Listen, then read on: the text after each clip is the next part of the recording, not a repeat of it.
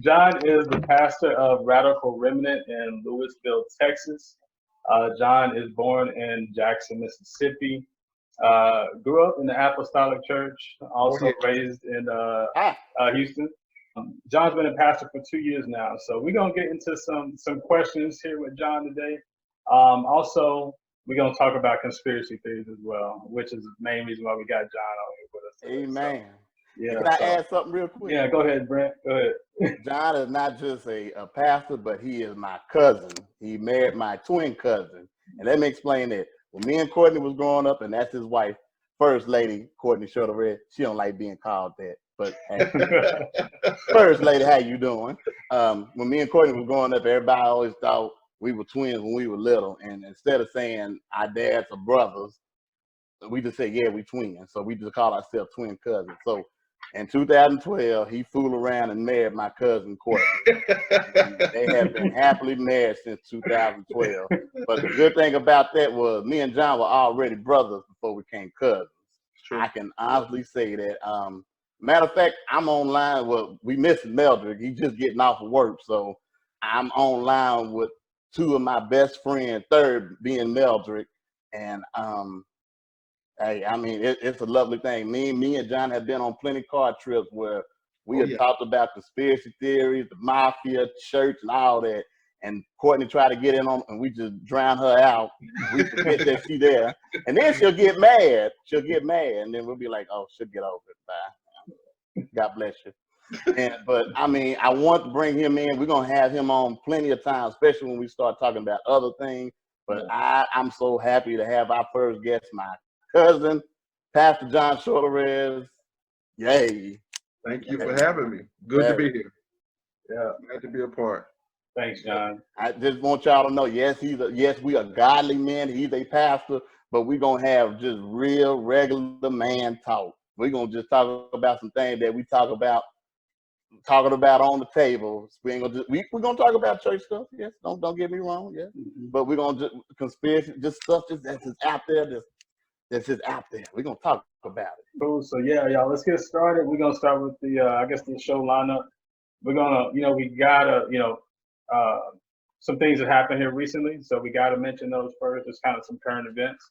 Talk about these protests. Cowboys signing Andy Dalton. Well, I wish Magic was here for this. Yeah, that what Puff Daddy said, when he went on, I think there was Naomi Campbell. Naomi Campbell show. Podcast. And then we're gonna get to the conspiracy theories from next. So let's get started. I want to know.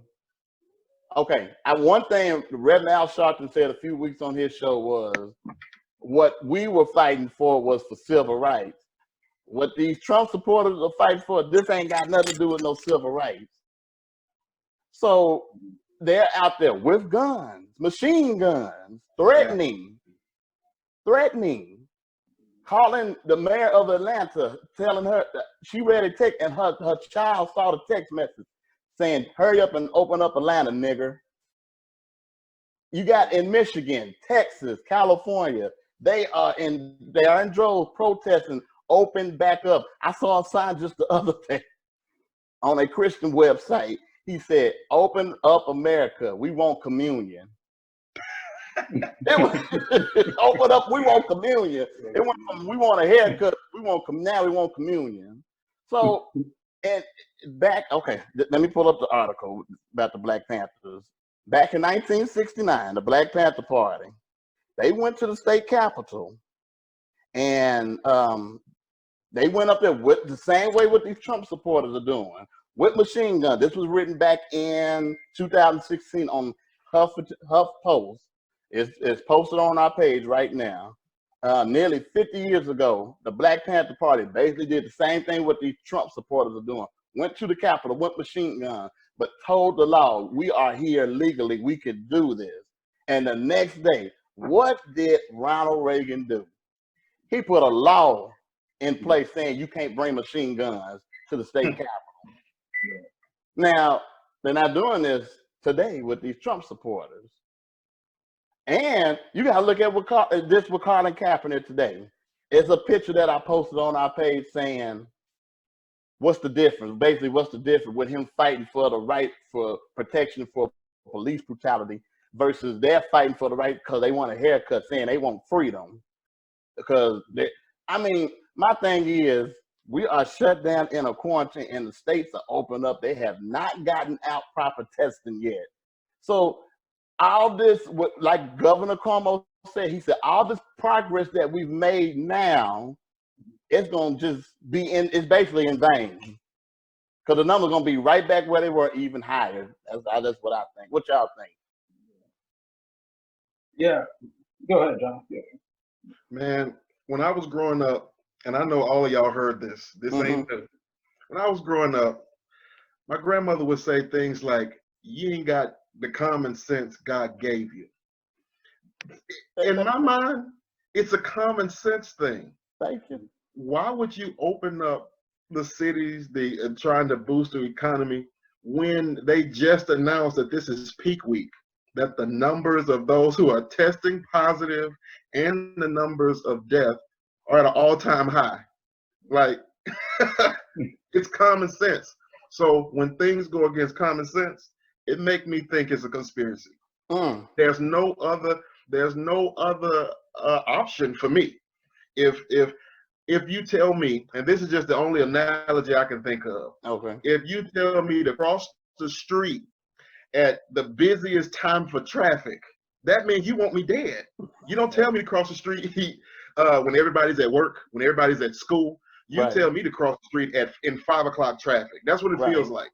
That's exactly what it feels like. You want me to cross the street, get hit by a car. They want us to go out there and catch this virus because they know that it will take us out of here. Now, be the guinea pig. They want to test us. Go out there first. You gonna go out there. Let's see what happens. And we're seeing what happened overnight. I mean, y'all know the statistics probably better than I do. Overnight, Houston and Dallas saw an uptick in their numbers of cases who tested positive. Yeah. You don't have to be a brain surgeon. You don't even have to be in the medical field to understand. Wait a minute. Right. Y'all trying to kill us. Trying to kill us because African Americans have the lowest number of testing, those who have been tested, yet we have the highest number of basically being infected. Right.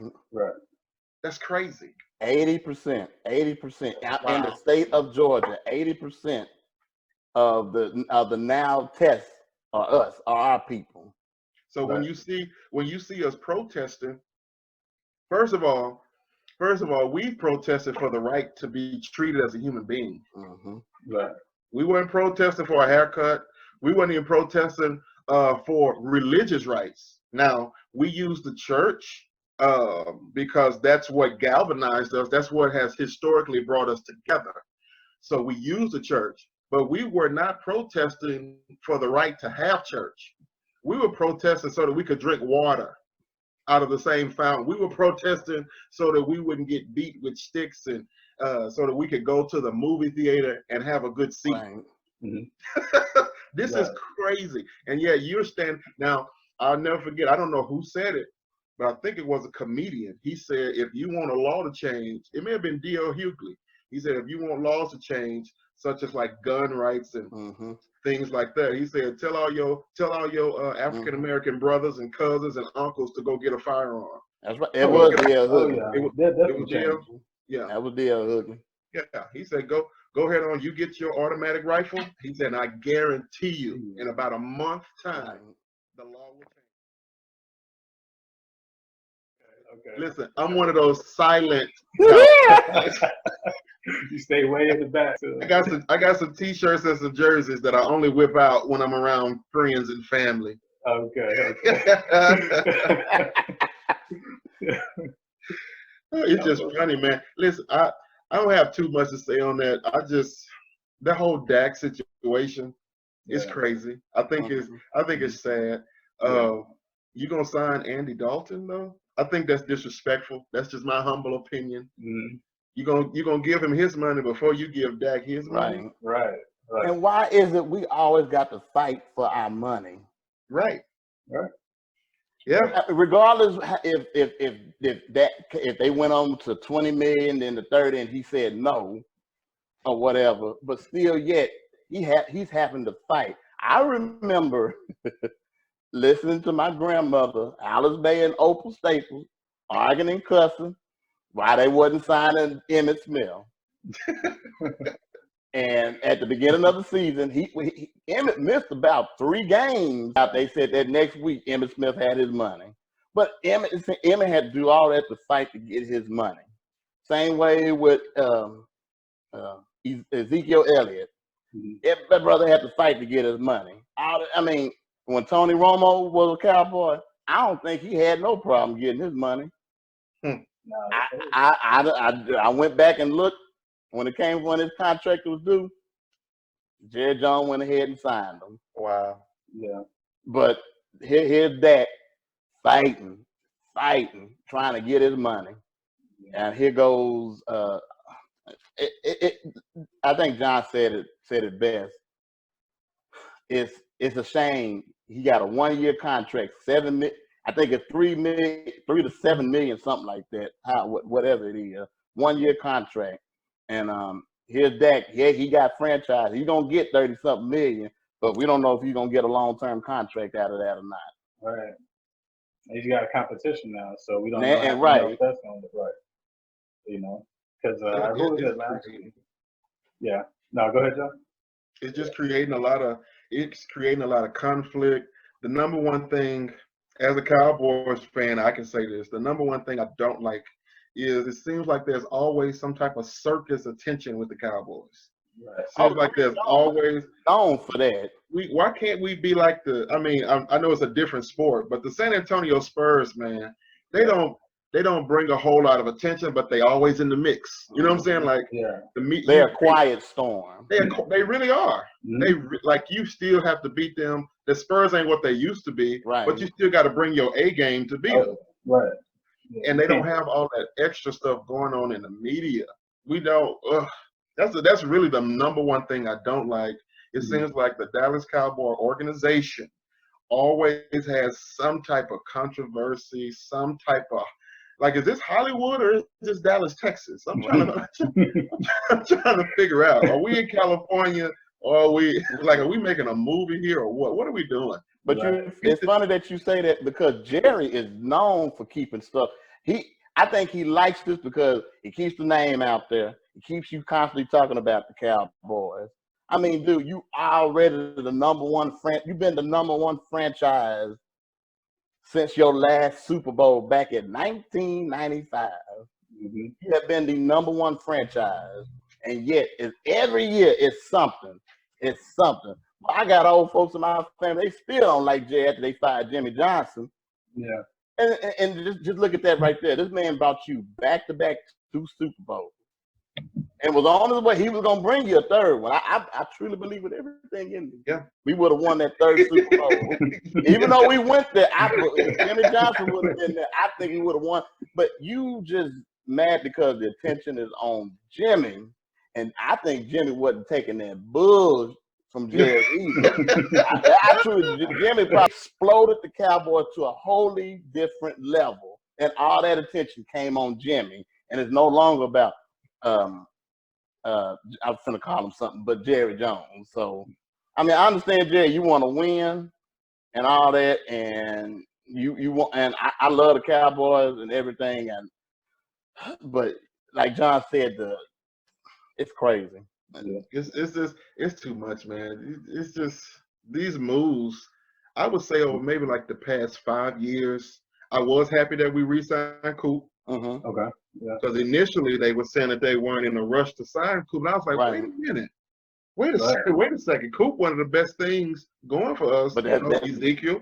That's to keep you talking. I mean, come on now. Mm-hmm. We got to mix it up. Coop helps us not focus as much on Ezekiel because, listen, these other teams have figured Ezekiel out. Right. Yeah. They stack in the box. Exactly. So open up the field. Give us Coop. Who else we just picked up? What's that other guy that we just got? Man. You know that new receiver we just got? New receiver. Man, you talking about Oklahoma? CD Lamb? Yeah. Exactly. CD, man. That's going to open up the field some more, which helps Ezekiel. Man, go ahead on and keep Dak. Go and sign Dak because he's a solid quarterback. He don't bring no drama to the team. No. Well, except for that quarantine party, they said. Oh, Lord. Now that I spoke too soon. I'm sorry. But Dak's track record is normally right. Yeah. Normally squeaky clean. Like Dak is Outstanding guy. Outstanding and guy. also condolences to Dak to losing his big brother. Yeah. They still don't know what happened, but condolences to Dak and his family on losing his brother, but having to deal with this. But yeah, y'all exactly right.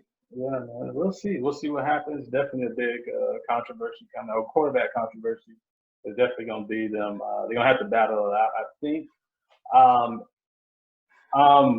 I think Dak is going to win. I see Andy Dalton as being a backup. Hopefully that's the way it goes, But we'll see. Andy's got some pretty good numbers, I think, for Cincinnati. I guess within his tenure being there, but we definitely need Meldrick on this topic. Yeah, he's a Cincinnati fan. That was it. He a Cincinnati fan, so he real. Oh, my goodness, we needed Meldrick for this topic. Yeah, so we really. But do y'all feel? I don't know. And I hate to bring this up, but do y'all feel with what's the leadership role in a football being the team part? What's the leadership role? I mean, traditionally, you want your quarterback to be quarterback. So do you think? And some folks will probably say, "Why y'all got to throw race in it?" Because race is always in everything, whether you like it or not. Do you think Jared don't want a leadership role and a black quarterback? I don't know if I think that. I think they like that, but I think kind of like you saying, they wanted to take less money. They're trying to.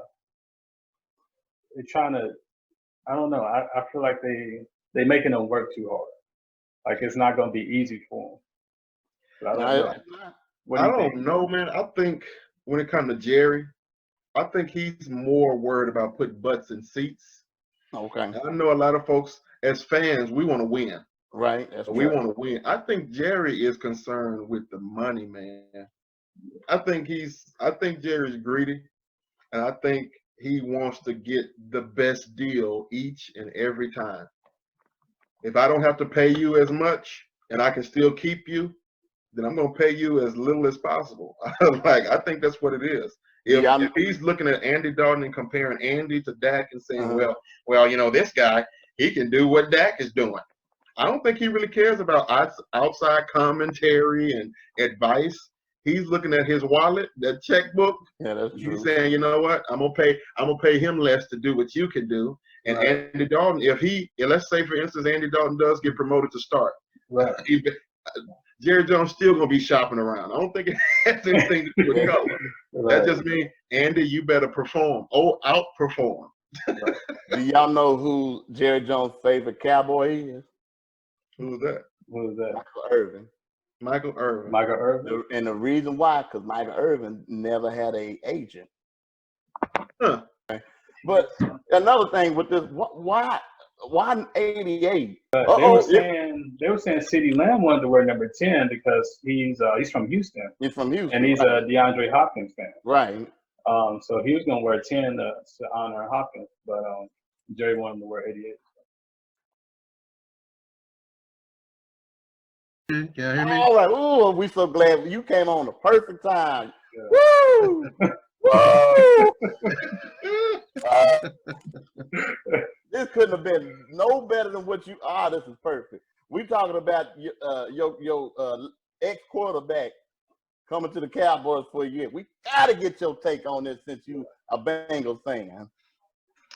Well, I mean, I didn't know they had. I guess I was a little bit shocked that they had released him. I think they wanted to really trade him, but since because they already had a backup behind him, and then we drafted Joe Burrow. So I mean, honestly, it was time for a change, and I think it was time for a change for Andy too. So I mean, I think it's probably good for him to be back in Texas. He went to Katy High School, right? So he played at TCU right up the street from where he gonna be playing at now. So I think it was a good move on both sides. I don't think he had any ill feelings. I don't think there was a bad separation at all. So I think it'll be all right. I think like I said, I think it's a time for a change. Like I was telling y'all the other time, because Andy and AJ Green got drafted both in 2011. Right. And what happened this time? We drafted Joe Burrow, and we got another top tier wide receiver in T. Higgins. So I think it's going to be a replenish for us. So we'll see what happens. Mm-hmm. You really are a Cincinnati fan. He keeps saying we. You know, for us. Wait, he really is a Cincinnati fan? I am. Man, I probably only know 2 Cincinnati fans. That is crazy. I've been a fan for a while. I back when they had when Carson Palmer, Chad Johnson, T.J. Houshmandzadeh, Rudy Johnson. No, I mean I've been a fan, man. No, so let's keep it moving. Brent. Okay. I think you had that clip of what Puff Daddy said the other day on the Naomi show. Okay. So we're gonna listen to that, get y'all's take on that, and then we'll move on to that conspiracy theory.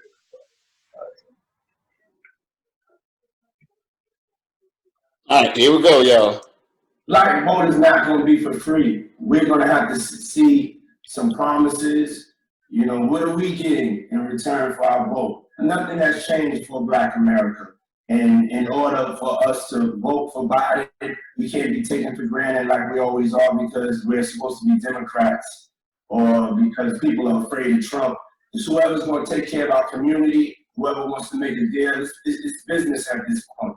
You know, we can't trick politicians, you know, so we want to know very clearly, just like Trump made it clear that he wanted to build the wall, Biden needs to make it clear that he's going to change the lives and quality of life of Black and brown people, else he can't get the vote. I will hold the vote hostage if I have to. You said it here, said it first. Breaking news. Breaking news. And there you have it. That is P. Diddy, Sean, Puff Daddy, Puffy, Combs, whatever how many names he got. Yeah, so I mean, yeah, a lot of y'all probably already heard that clip. I mean, what y'all think about it? I know how I feel about it. I think I want to know, what does he mean by he is gonna hold the vote hostage? That's kind of hilarious to me. That's laughable. So okay. Puff Diddy has enough power culturally. Now, don't get me wrong. I understand the power that he carries as a very wealthy African-American man. I just want to know, what does he mean by he's going to hold the vote hostage? Is he saying that all he has to do is get on Zoom or Facebook Live or Instagram and make an announcement to Black America and say, hey, don't vote. We just nobody vote, or I'm gonna swing my vote to an independent. What is he saying? What does he mean by that? I think that's what he means. I want to know, when did he become the HNIC in charge?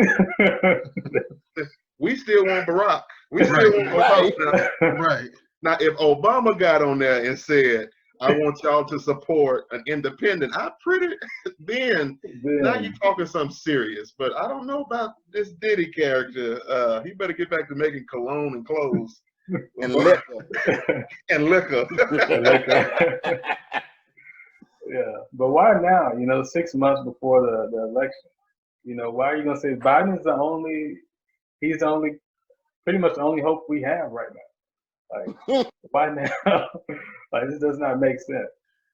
I think I think it's hurting Biden more than helping him. Right. It's not like he didn't even need to say that. If we want to get the person that's in office out, right, we gotta go vote. So I mean,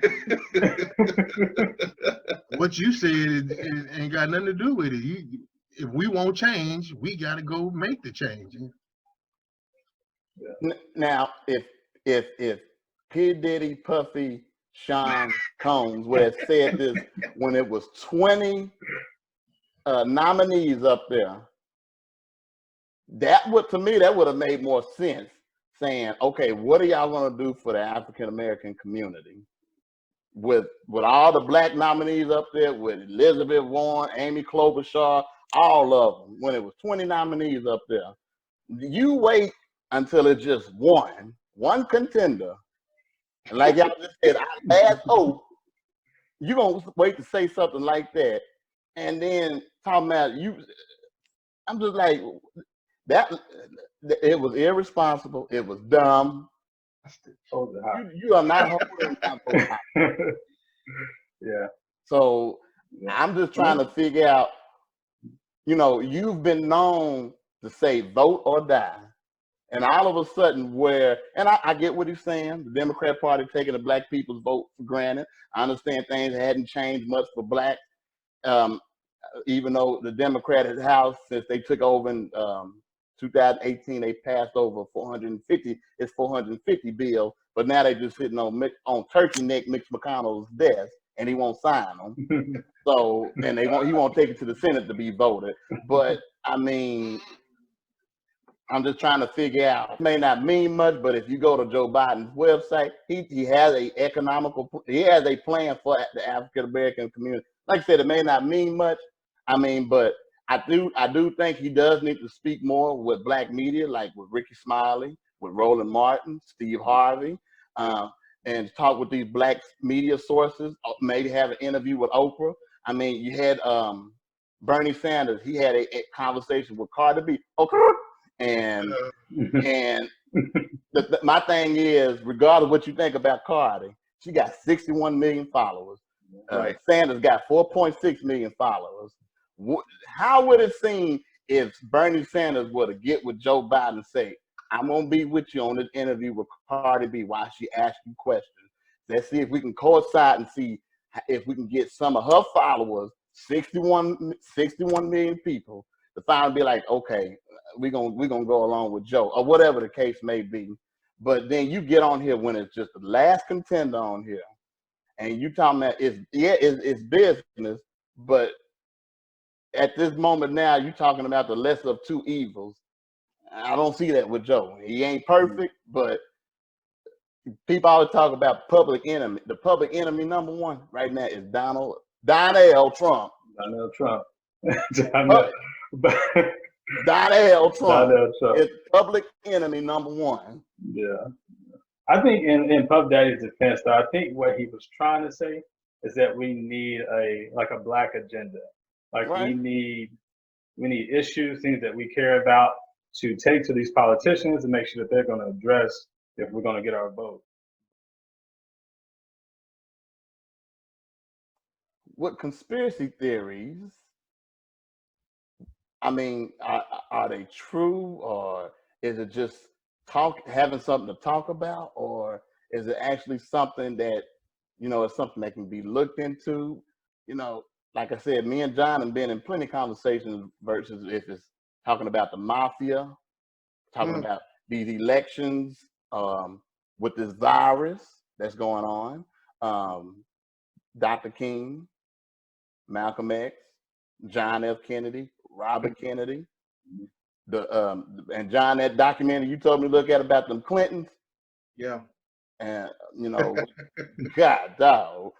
And even with Adolf Hitler, did he really die? Did he have a double? Kim Jong-un, is he dead or not? Why you say his name like that?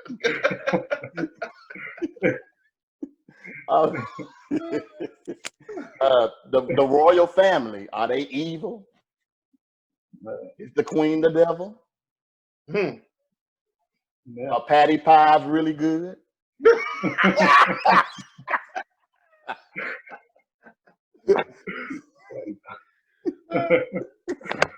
So I mean, it's interesting how I use, for example, and Dick Gregory, the comedian Dick Gregory. I mean, I don't think you can talk about conspiracy theories without talking about Dick Gregory. Now, some things Dick Gregory, I'm going like, I don't know if that's dementia talking, or you just crazy, or does he really have it? Does he really mean something? Because he brought out some good points on Dr. King that I never looked at before. He brought some good points about Malcolm X that wasn't even in that documentary on who killed Malcolm X.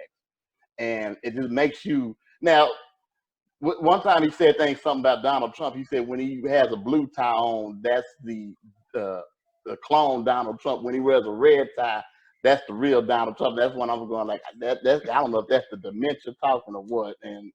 But there's been some stuff that he said that was like, God, dog. So, John, can you elaborate on some things? Man, I think what helps me out is I try to hesitate when it comes to what we deem a conspiracy, first and foremost. I'm one of those people, you got to show me evidence on top of evidence on top of evidence. But one thing I know to be true, even from a biblical perspective, when we look at racism, I think a lot of times we don't understand that racism is a byproduct of greed. There would be no such thing as racism if it was not for greed. So for instance, when we were talking earlier about systemic racism or systematic racism, we got to understand how to follow the money. Racism is a symptom of greed. Greed is a spirit. Jesus said, listen, you're going to either serve me or you're going to serve mammon. He didn't even say the devil. He said, either you're going to serve me or you're going to serve mammon. In other words, mammon was the god of money. So you can create this construct in what I call mentally weak-minded individuals, and you make them feel like the color of their skin makes them better than somebody else who is of a darker complexion. So you get these redneck hillbilly folk with gun-toting rifles and Dodge Ram truck driving folk who feel like, well, yeah, at least I'm not black. Fool, we are at the same economic status. We make roughly about the same amount of money each and every year, but you have the elitists who will feed that mentality. And so when it comes to certain conspiracy theories and things like that, always trace the money. Who will benefit the most financially? It's about the cold hard cash. Who benefits the most from COVID-19? Who benefits the most from opening up the economy? I didn't even know that y'all told me that they were standing in line to get some shoes. Yeah, Man, if Dick Gregory was alive today,